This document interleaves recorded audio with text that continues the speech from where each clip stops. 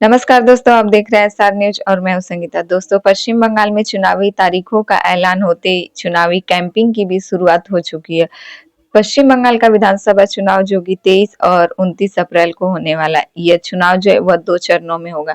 पहला चरण जो कि 23 अप्रैल को, इसमें 152 सीटों पर चुनाव होगा और वहीं दूसरा जो कि 29 अप्रैल को, इस चुनाव में 142 सीटों पर चुनाव होने वाला है। 294 सीटों का यह चुनाव जो है, जिसमें कि भारतीय जनता पार्टी ने भी अपने सभी उम्मीदवारों का ऐलान कर दिया है और वहीं टीएमसी ने भी अपने 291 सीटों के लिए सभी उम्मीदवारों का लिस्ट जारी कर दिया है।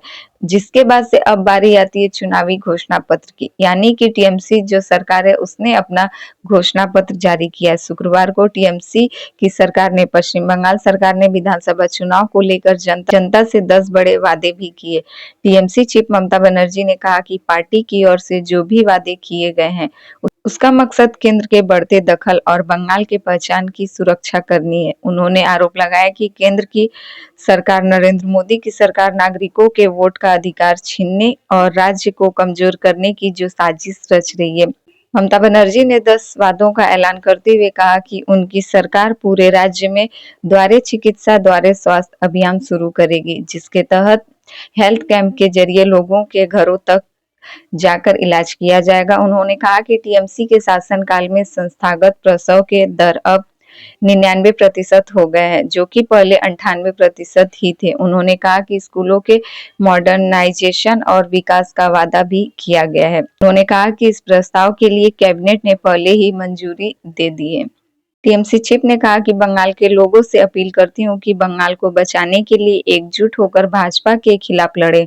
अगर सेंट्रल एजेंसियां आपको डराने की कोशिश करें तो आप डरे न, और अगर आपको पैसा देने की कोशिश भी करे तो आप पैसा न लें।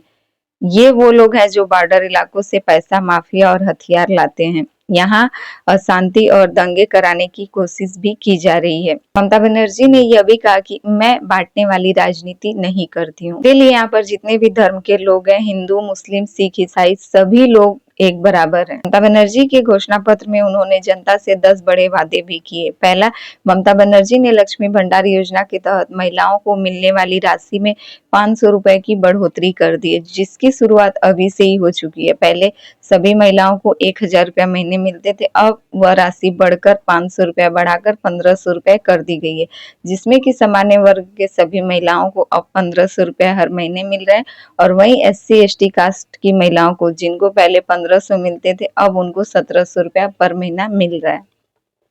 वहीं बेरोजगार युवाओं को 1500 रुपए हर महीने की आर्थिक मदद मिलेगी और सालाना 18,000 रुपया। यह उन युवाओं के लिए जो कि अभी बेरोजगार हैं, उनको सरकार हर महीने 1500 रुपया देने की शुरुआत अभी से ही कर चुकी है। 30,000 करोड़ का कृषि बजट, किसानों और भूमिहीन किसानों को सहायता दी जाएगी और खेती को और भी मजबूत किया जाएगा। हर परिवार को पक्का घर, राज्य के सभी परिवारों को पक्का मकान दिया जाएगा। हर घर पाइप से पानी, सभी घरों तक पीने का पानी, साफ पानी पहुंचाया जाएगा। हर साल स्वास्थ्य कैंप, हर ब्लॉक और शहर में साल में एक बार हेल्थ कैंप लगाए जाएंगे।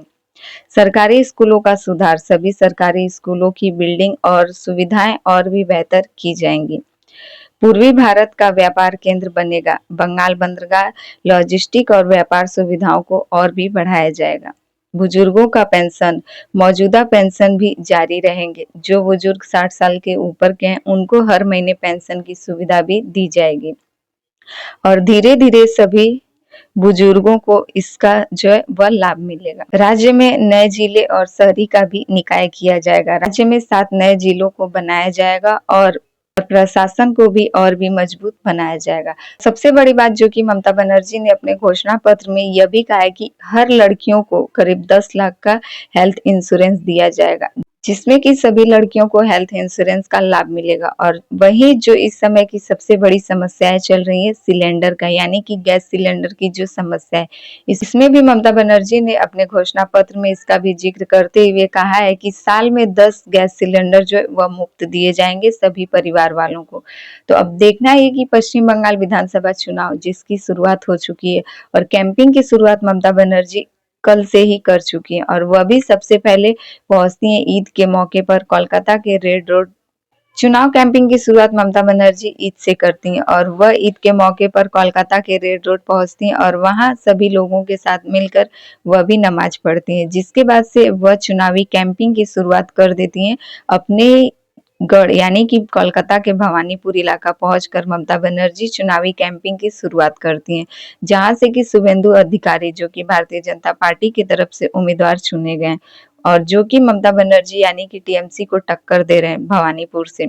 शुभेंदु अधिकारी भी चुनावी कैंपिंग की शुरुआत जो है वह भवानीपुर गढ़ से ही करते हैं और ममता बनर्जी भी जो कि वह वहां से उम्मीदवार घोषित हुई हैं और उनका निर्वाचन क्षेत्र है भवानीपुर और वह वहीं से चुनावी कैंपिंग की शुरुआत भी कर चुकी हैं। पश्चिम बंगाल विधानसभा चुनाव में दोनों पार्टियों के बीच टक्कर काफी तेज हो चुकी है। एक तरफ शुभेंदु अधिकारी, दूसरी तरफ ममता बनर्जी। दोनों के बीच जो है पहले काफी नजदीकियां थी, लेकिन वही राजनीति में यह देखा जा रहा है कि अब शुभेंदु अधिकारी और ममता बनर्जी के बीच काफी जोरदार टक्कर जारी है।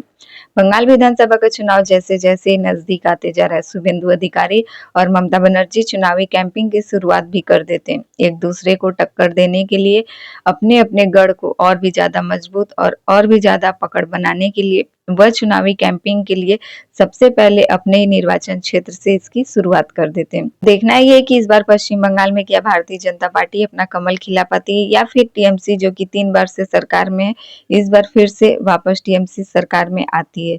इन सभी को लेकर आपकी क्या राय है कमेंट करके जरूर बताइएगा। हमारे चैनल पे नए हैं तो प्लीज हमारे चैनल को सब्सक्राइब कर दें और वीडियो पसंद आए तो लाइक कमेंट जरूर कीजिएगा।